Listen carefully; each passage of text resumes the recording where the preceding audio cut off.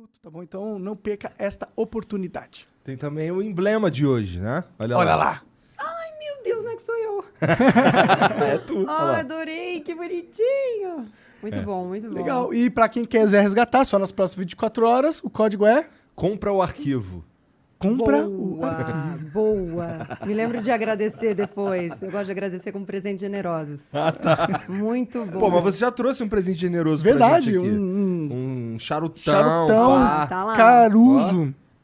Caruço? Esse é um bicho. Então, não, esse é o nome da loja, Ah. do lugar, do clube de charuto. E eu entendo muito pouco de charuto, porque eu só entendo um pouquinho porque eu obriguei o senhor meu marido a fumar alguma coisa, ele preferiu o charuto, daí eu falei, tá bom, então vai. Mas não sei nada sobre.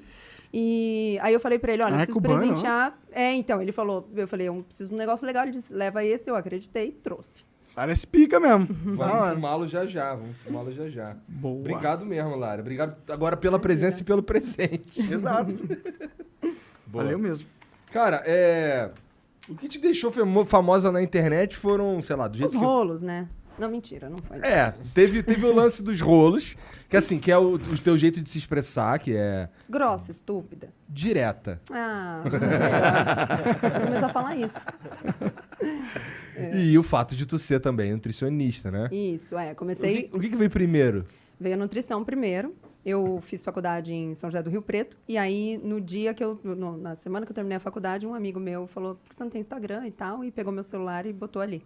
E eu fui mexer só um ano depois. E quando eu fui mexer, eu fui dividindo um pouquinho de dia a dia, sabe? Essa coisa assim. Então, na época não era uma tendência, assim, não tinha influencers, nem bloggers, nem nada disso. Ainda era só foto e tudo mais. Ainda era mais católico, sabe? Assim, mais ortodoxo, né? Muita foto de comida. Não tinha Uns ainda aquela gatinhos. bundinha, aquele peitinho, nada disso. E aí a gente podia entrar só pela comida e pelo conteúdo. E eu comecei a dividir por ali.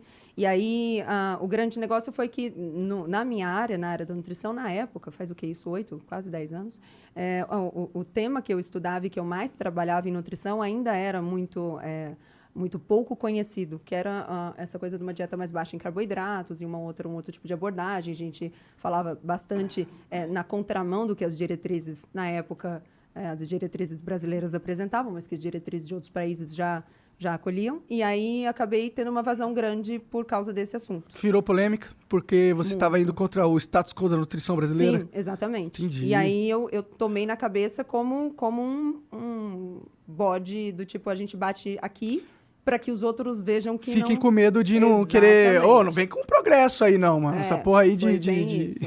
Foi bem isso. E aí Que interessante. Mas hoje o low carb é bem difundido, Hoje né? não, hoje já foi difundido, já foi pervertido, já foi... Agora é mainstream, né? Mas na minha época não era, não.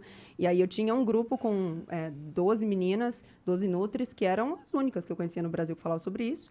E eu tive um médico que foi meu mentor, que foi o Dr. Souto. Ele é um cara excepcional, passeia muito bem por metodologia da pesquisa, é um cara brilhante. E aí ele ia fazer uma entrevista aqui em São Paulo, mas ele é de Porto Alegre, e ele não pôde vir, me indicou. E aí fui para essa entrevista, e aí de lá foi blá, blá, blá, blá, blá, foi. Entendi. E aí, então, fiquei conhecida por isso. Mas aí, é engraçado, né? Porque assim, eu tendo a ter uma queda pelo que não é mainstream. Então, quando a coisa da low carb foi se popularizando, eu fui pegando um pouco de asco. Né? Então, e a gente vai, naturalmente, em ciência, a gente vai se atualizando o tempo todo, né?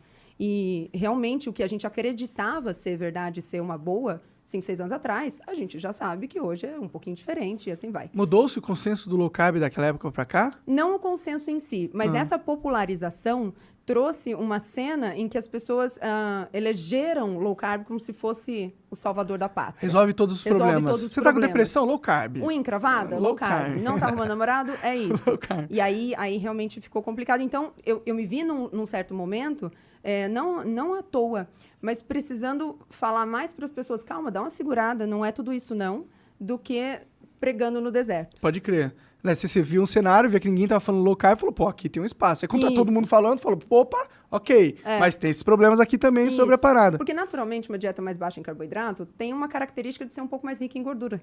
E naquela bom, hoje ainda é assim no consenso, mas a gente tem um nível de evidência científica excelente corroborando a ideia de que o consumo de gordura não é o principal causador de doença cardiovascular, por exemplo, que é um consenso na cardiologia, na endocrinologia e tudo mais.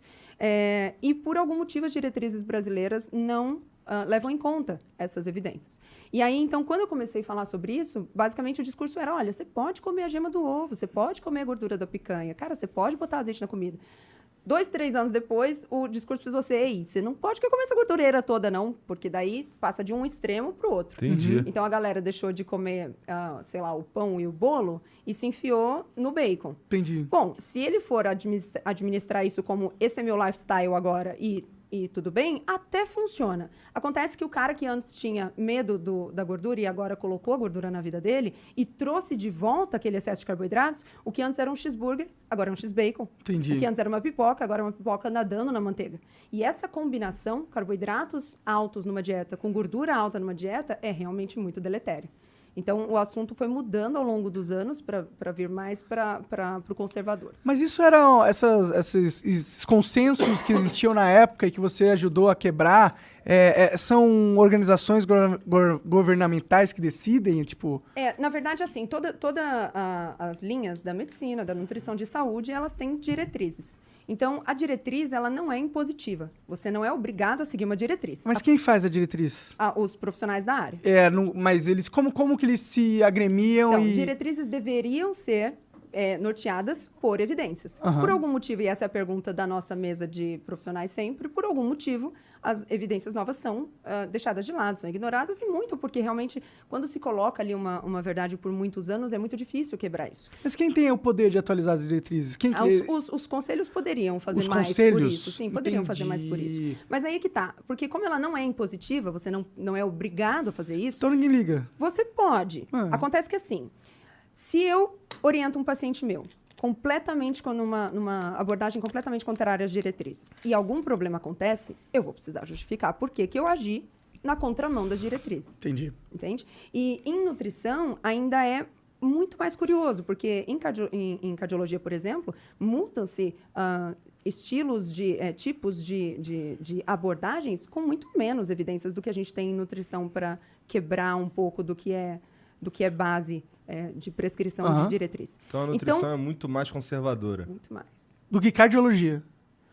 Eu diria que sim. Caralho? Eu diria que sim. Por quê, mano? Por que o pessoal... A resposta me veio, mas tá muito cedo para eu ser cancelada agora. Você tá no lugar Nem certo. Você tá no lugar Todos certo ainda. pra ser cancelado. Vamos deixar, já tá Tá bem. bom. Deixa eu te falar. Tá. Nossa, ia dar muito E aí eu fui dividindo isso e tudo mais, e com o meu consultório, aqui em São Paulo, e fui palestrando pelo Brasil. Eu estive em 14 estados brasileiros em um ano. Da hora. Então, eu trabalhava, atendia de segunda a sexta, na sexta entrava num avião, ia para algum lugar, palestrava sábado o dia inteiro, domingo o dia inteiro, segunda estava de volta. E isso tudo usando a internet, e na época era Snapchat. Então, era tudo no Snap. E aí, criou-se uma galera lá, uma turma de laretes lá, que a gente começou a se identificar pra caramba, mulherada, né, e tal. E essa turma foi crescendo muito. E como eu nunca deixei de colocar ali pelo menos metade do que não é nutrição, então eu nunca tive um Nutri-Lara Nesteruk ou nada disso, muito pelo contrário, eu sempre disse que eu estava nutricionista, não era nutricionista, estou nutricionista ainda, não sou, então nada me impede de mudar amanhã de profissão. Claro. E de expandir os negócios e tudo mais, então eu conservei essa parte pessoal. E essa parte pessoal, conforme o tempo foi passando, foi fazendo muito mais movimento do que nutrição em si. E eu... Pode falar, desculpa. Não, eu não quero interromper. E aí, então, essa coisa foi crescendo e tal, e eu dividia ali, sempre divido ali. Hoje, muito menos, porque a exposição é uma coisa que dá uma cobrada. Para que eu estou falando isso? E aí, hoje, muito menos, mas assim, eu colocava ali sempre um pouco do meu pensamento de negócios e tal. E como eu fui muito bem sucedida nos negócios, que eu venho de não ter nada, de ter morado em casa que não tinha luz, de ter pedido dinheiro no semáforo, de ter passado fome. Hoje você me vê bonitinha assim, mas eu era estragada. Muito. E aí, como eu vim disso e fiquei muito bem sucedida, uma das coisas que eu divido ali, que eu sempre dividi ali, foi a noção de negócios, essa visão de negócios. Então, 2 anos atrás, eu abri um material, um curso só para profissionais da área da saúde, ensinando essa galera a fazer negócio, a ganhar dinheiro. Legal. Entendi.